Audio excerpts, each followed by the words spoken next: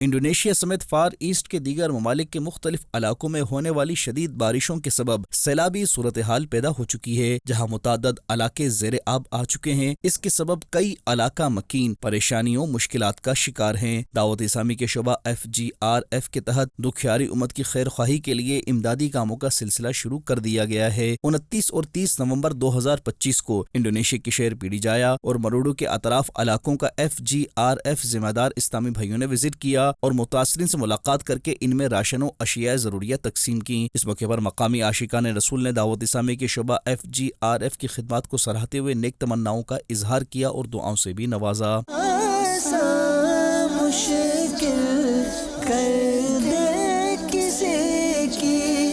رب کو راضی کر لے اٹھے جا۔